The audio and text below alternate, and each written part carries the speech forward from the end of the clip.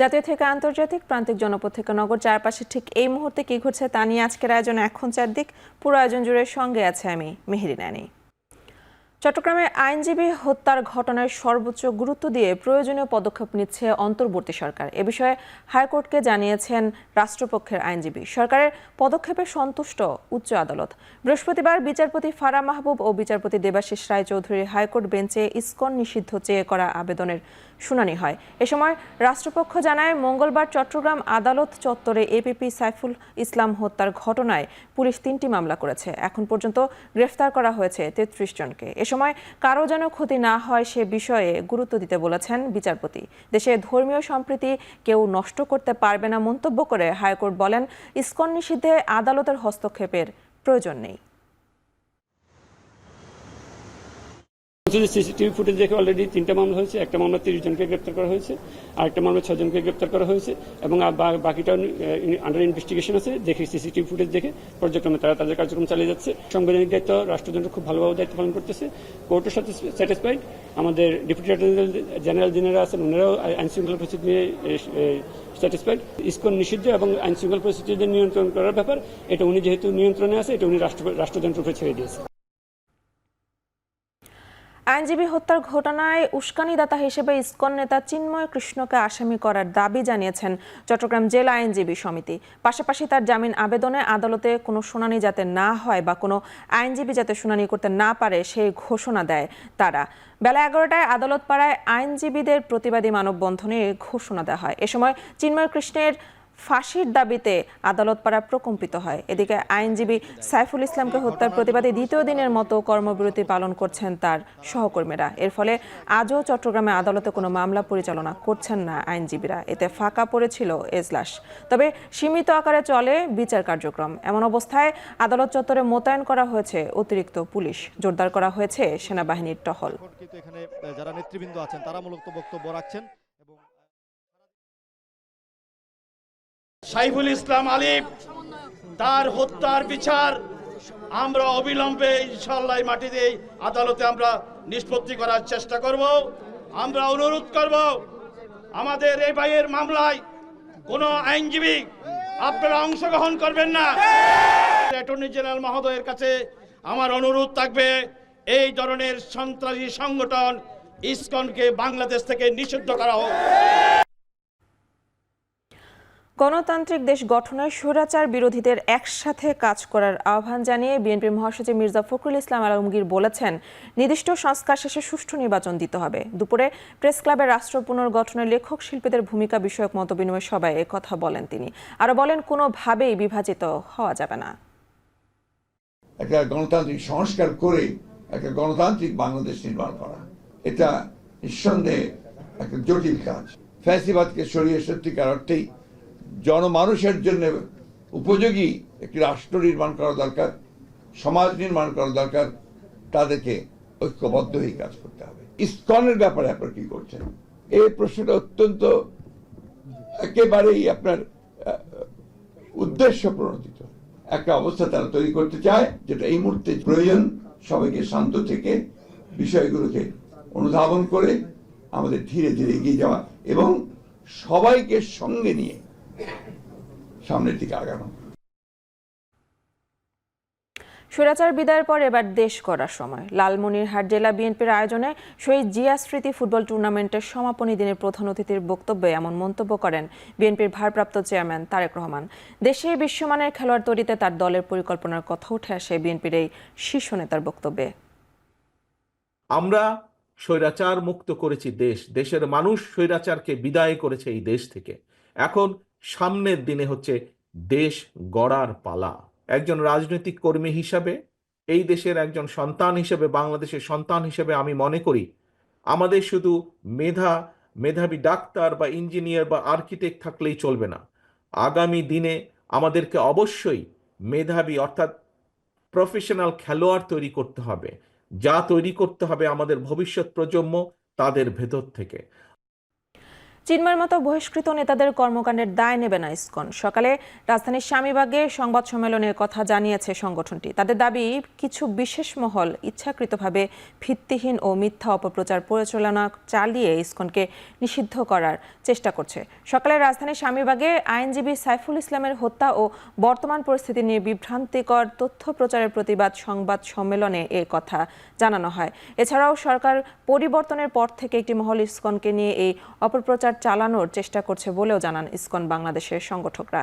সংবাদ সম্মেলনে ইসকন নেতারা বলেন, কোনো দেশের সরকার ও রাজনৈতিক দলের সঙ্গে ইসকনের কোনো সম্পর্ক নেই। এদিকে সনাতন ধর্মাবলম্বীদের সঙ্গে আগামী রোববার বৈঠকে বসবে ভূমি উপদেষ্টা।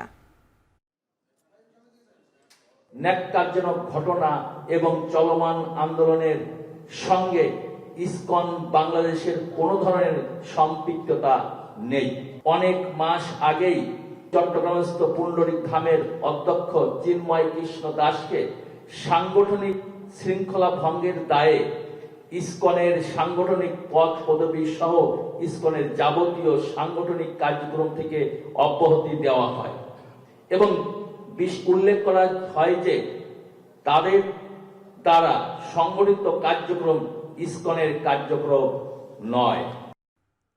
গত জুলাই থেকে এখন পর্যন্ত আইন শৃঙ্খলা রক্ষার দায়িত্বে সেনাবাহিনীর 9 জন কর্মকর্তা সহ মোট 123 জন সদস্য আহত হয়েছে।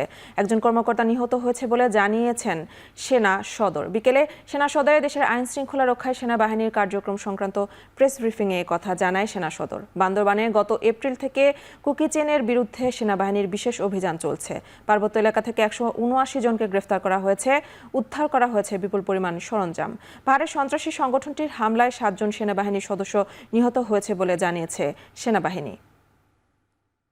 সড়ক অবরোধ নিয়ন্ত্রণে গত 20 জুলাই 2024 তারিখ থেকে অদ্যাবধি আইন শৃঙ্খলা রক্ষার দায়িত্ব পালনকালে সেনাবাহিনীর মোট 123 জন সদস্য হতাহত হয়েছেন। এর মধ্যে 1 জন অফিসার শাহাদাত বরণ করেছেন এবং 9 জন অফিসার সহ মোট 122 জন সেনা সদস্য বিভিন্ন মাত্রায় আহত হয়েছেন। সোহরাওয়ার্দী উদ্যানে স্বাধীনতা স্তম্ভ নির্মাণ প্রকল্পের আওতায় শাহবাগ থানা নির্মাণের প্রস্তাব অনুমোদন দিয়েছে উপদেষ্টা পরিষদ। যতটা সম্ভব ছোট জায়গা নিয়ে থানা করা হবে আর ফুলের মার্কেটটি পুনর্বিন্যাস করা হবে। সকালে তেজগাঁওয়ের প্রধান উপদেষ্টার কার্যালয়ে উপদেষ্টা পরিষদের সভা শেষে এ কথা জানান মন্ত্রিপরিষদ সচিব ডক্টর শেখ আব্দুর রশিদ। সকালে তেজগাঁওয়ের প্রধান উপদেষ্টার কার্যালয়ে 14তম উপদেষ্টা পরিষদের সভা অনুষ্ঠিত হয়। উপদেষ্টা পরিষদের এসব সিদ্ধান্ত হয় বলে জানান তিনি।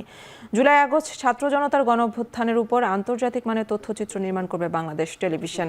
উপদেষ্টা পরিষদের সবার সিদ্ধান্ত হয়েছে বলেও জানান তিনি। উপদেষ্টা পরিষদ পরিদর্শন করে শাহবাগ থানার জায়গা ঠিক করবেন। সেটি ঢাকা ক্লাবের দিকে স্থানান্তর হতে পারে।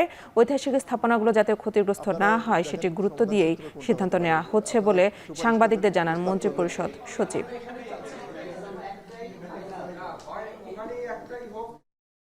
এটা যেহেতু একটা গুরুত্বপূর্ণ জায়গায় গুরুত্বপূর্ণ একটা প্রজেক্ট, সেই জন্য এখানে বিস্তারিত আলোচনা হয়েছে, আলোচনা হয়ে কিছু সিদ্ধান্ত হয়েছে। সুইটেবল জায়গাতে যতটুকু কম জায়গা নিয়ে পারা যায় একটা থানা ওখানে তৈরি হবে। মাননীয় উপদেষ্টা কয়েকজন মিলে তারা সরেজমিন দেখবেন, দেখে তারা সবচেয়ে সুইটেবল কোনটা হয়।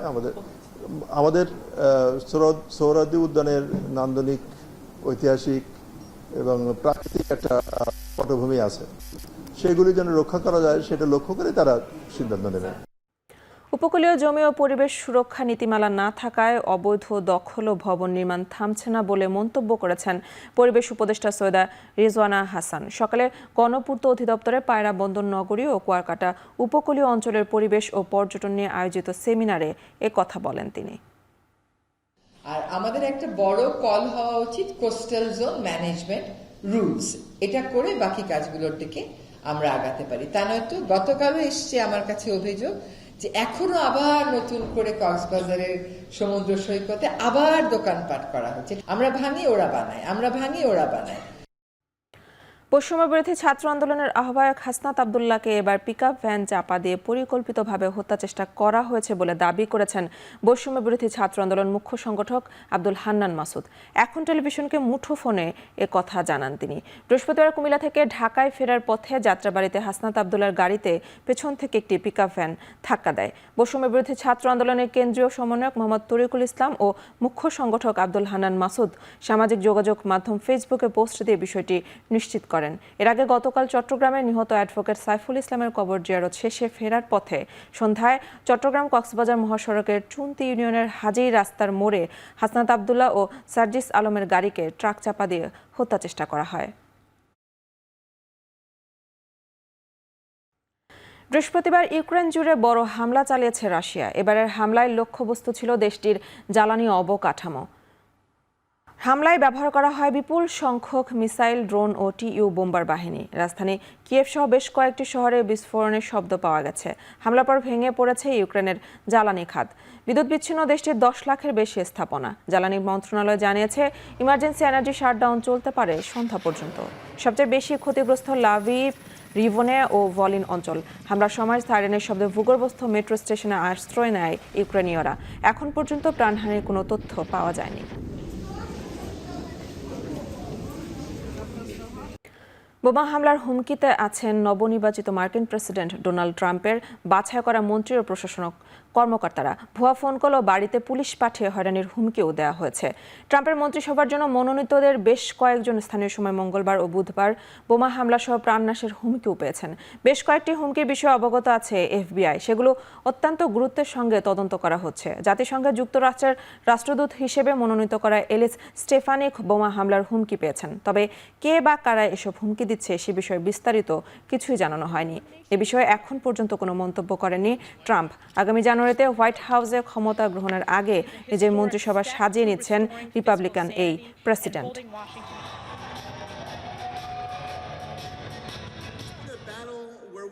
এবার বাংলাদেশ আয়ারল্যান্ড ওয়ানডে সিরিজের খবর। আয়ারল্যান্ডের বিপক্ষে দলীয় সর্বোচ্চ স্কোর গড়েও সন্তুষ্ট নয় বাংলাদেশ নারী ক্রিকেট দল। পরের ম্যাচে 300 রান করার লক্ষ্য টাইগার্সদের। ম্যাচ শেষে এমনটাই জানালেন বাংলাদেশ স্পিনার সুলতানা খাতুন। আসলে কি আমাদের মেন টার্গেট ছিল 300 রান করবো, আমাদের একটা টার্গেট ছিল।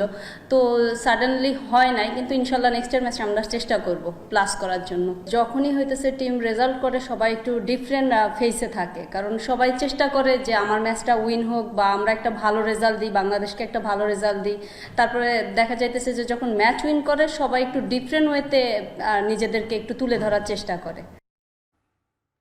শেষ করছে এখন চারদিক। এখন টেলিভিশন ওয়েবসাইটে দেখতে ভিজিট করুন www.ekhon.tv। এছাড়া ফেসবুকে দেখতে ভিজিট করুন facebook.com/tv.ekhon এবং ইউটিউবে দেখতে ভিজিট করুন youtube.com/c/ekhon tv।